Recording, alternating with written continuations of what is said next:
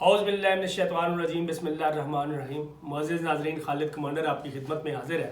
اور بالآخر پچھلے 4-6 مہینوں سے پاکستان کے سیاسی حلقوں میں، عوامی حلقوں میں، فوجی حلقوں میں جو شور و غول تھا اس کا اختتام ہوا اور طاقت کی وہ چھڑی جنرل قمر جاوید باجوہ نے جنرل عاصم منیر کے حوالے کر دی، اور ساتھ ہی انہوں نے تقریر کی کہ گمنامی کی زندگی بسر کروں گا لیکن ان کے روح ارواں افواج پاکستان ہی ہوں گے۔ بد سے بدنام برا یا بدنام ہوگا، بد ہوگا تو کیا نام نہ ہوگا۔ جنرل باجوہ صاحب 6 سال چیف آف آرمی سٹاف رہے اور اس میں بہت ہی اتار رہے۔ عمران خان کے حوالے سے یہ بات کروں گا کہ کس طریقے سے انہوں نے یہ مصیبت اپنے گلے میں باندھی۔ میں یہ کہوں گا کہ ان کی جو یہ 3-3.5 سالہ جو پرائم منسٹرشپ کا دور تھا اس میں سب سے بڑا بلنڈر اگر عمران خان نے کیا ہے تو chief of army staff general Qamar Javed Bajwa کو ایکسٹینشن دے کے کی ہے، جس کی بعد میں نون لیگ نے بھی حمایت کی ہے۔ لیکن اس سے پہلے chief justice of Pakistan general justice Asif Saeed Khosa نے ان کو ایک موقع دیا کہ اس فیصلے پہ نظر ثانی کر لیں۔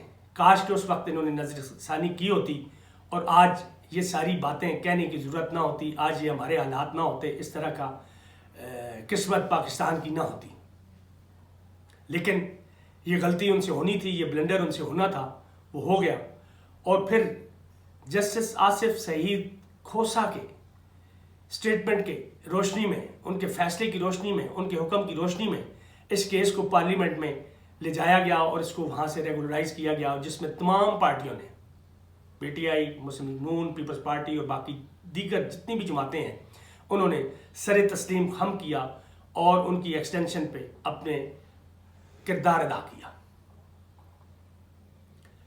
اب رہی بات جنرل باجوہ کی پاپولیرٹی کی۔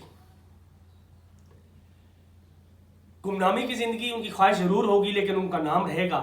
اب نام کس طریقے سے رہے گا، اس سے پہلے بھی اگر ذکر کیا جائے، جنرل یحییٰ بدنام ترین جرنیل ثابت ہوئے، ان کی بھی یہی خواہش تھی کہ وہ اقتدار کے ساتھ چمٹے رہے۔ اسی طرح جنرل ضیاء الحق، ان کی بھی جب شہادت ہوئی تو یقیناً اس وقت کی جو چیزیں سامنے آئیں، دیکھنے میں آئیں، مٹھائیاں بھی تقسیم ہوئیں، بنگڑے بھی ڈالے گئے اور یوم تشکر بھی منایا گیا، یوم نجات بھی منایا گیا، اور یہی صورتحال کل بھی دیکھنے میں آئی۔ کچھ لوگوں کا تو یہ خیال تھا، بلکہ پوچھا گیا کسی سے کہ جنرل باجوہ کے کچھ اچھا کام، سب سے اچھا کام کوئی آپ بتا سکتے ہیں، تو انہوں نے بیان یہ دیا، چودھری فواد کی بات کر رہا ہوں، کہ کل وہ اچھا کام کرنے جا رہے ہیں۔ کل سے مراد یہ گزرا ہوا کل جو انہوں نے کیا ہے، اپنی طاقت کی وہ چھڑی جو ہے وہ حوالے کی ہے نئے آرمی چیف کے۔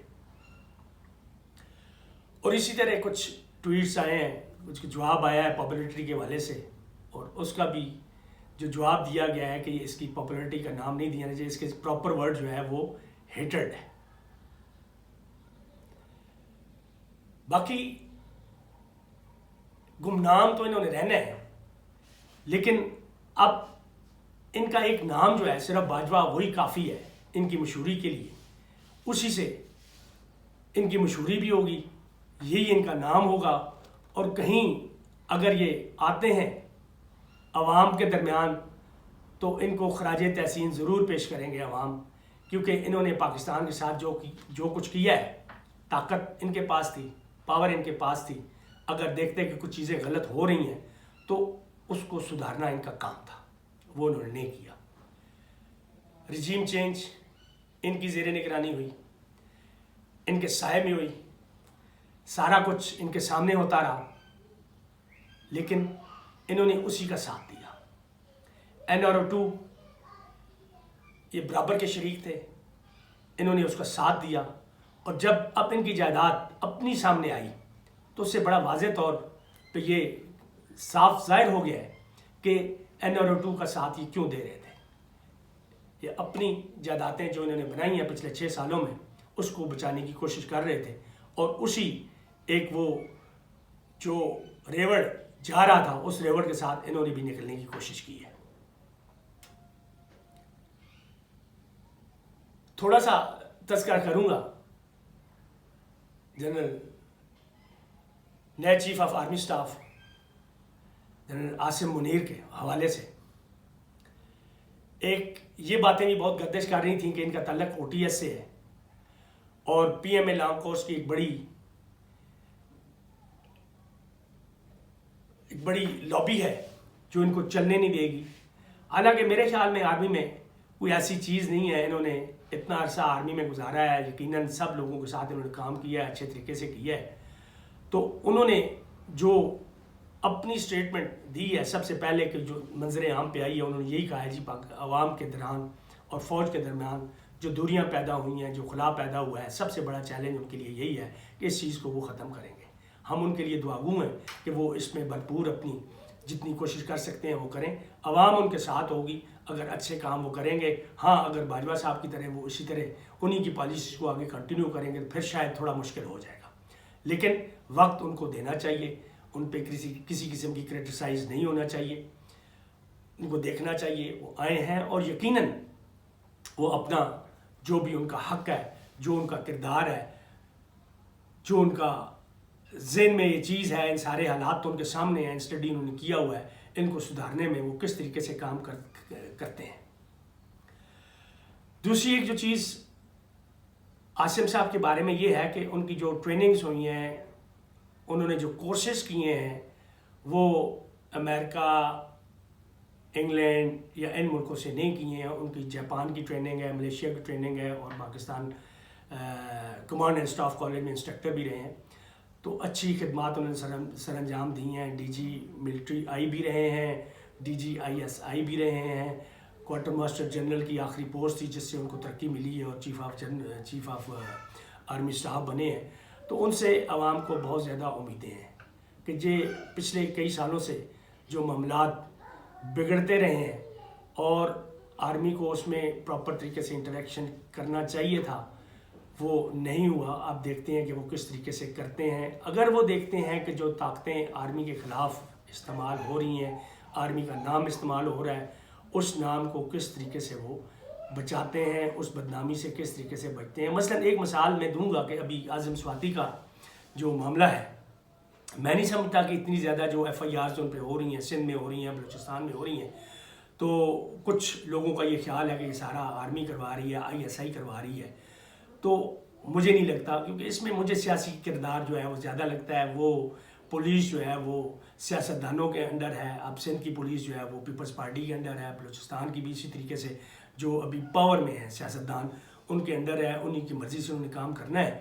تو یہ یقیناً یہ اس طرح کا کام نہیں ہے کہ جو میں آرمی کے سر تھوپ دوں۔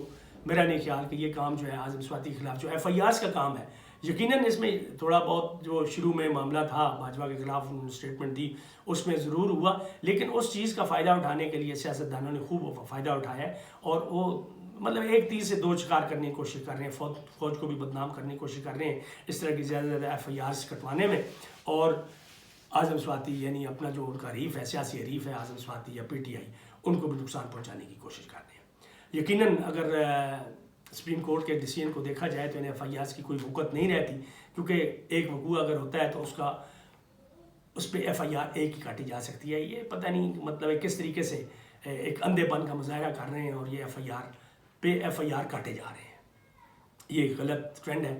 بہرحال دیکھتے ہیں کہ آگے کیا ہوتا ہے۔ اب جنرل باجوہ صاحب گمنامی کی زندگی کہاں پہ گزاریں گے؟ پاکستان میں رہیں گے، پاکستان سے باہر جا کے سیٹل ہوں گے، یہ تو وہی بتا سکتے ہیں بہتر طریقے سے۔ بہرحال آنے والے دنوں میں اس چیز کا پتہ بھی چل جائے گا کہ انہوں نے اپنا باقی زندگی جو گزارنے کا لایا عمل ہے وہ کہاں پہ ہے، کیسے ہے۔ اگر تو وہ پاکستان میں رہیں گے تو یہ جو پچھلے 6 سالوں کی ایک تاریخ رقم کر گئے ہیں یہ ان کے ساتھ چلتا رہے گا. ان کو شاید سرے عام گھومنے پھرنے کی بازاروں میں اس طریقے سے وہ نہ کر سکیں. عوام بہت دیر تک ان کو یاد رکھے گی. تو ضروری نہیں ہے کہ میر جعفر میر صادق کا خطابات سے ان کو نوازا جائے. ان کا اپنا نام ہی کافی ہے کہ جو کچھ جس طریقے سے انہوں نے کیا ہے. اس ملک کے ساتھ رجیم چینج ہوئی ہے. رجیم چینج کے بعد دیکھ لیں آپ کوئی ایک انڈیکیٹر بھی بتا دیں کہ اس سے بہتری آئی ہو. ڈالرز کو دیکھ لیں آپ, فیول پرائسز کو دیکھ لیں, بجلی کے بلوں کو دیکھ لیں, گیس کے بلوں کو دیکھ لیں. باقی عوام میں بے روزگاری وہ بڑھ رہی ہے, اور جو ابھی ریزرو کا اس وقت پوزیشن ہے انتہائی خطرناک حد تک پہنچ چکے ہوئے ہیں. اب دیکھتے ہیں کہ آگے کیا ہوتا ہے. عاصم منیر صاحب کیا کرتے ہیں. عوام کی تو یہ خواہش ہے جنرل الیکشنز کی, تو پی ٹی آئی نے بھی جو فیصلہ کر لیا ہوا ہے اسمبلیوں سے ریزائن دینے کا, تو کیا رد عمل ہوتا ہے ان کا. کیا وہ ساتھ دیتے ہیں, عوام کا ساتھ دیتے ہیں, یا وہی پالیسیز جو پہلے سے چل رہی ہیں ان کو کنٹینیو کرنے کی کوشش کرتے ہیں. تو یہ آنے والے چند دنوں میں یہ چیزیں سامنے آنا شروع ہو جائیں گی. اس کے ساتھ ہی اجازت چاہوں گا. اللہ حافظ. پاکستان زندہ باد.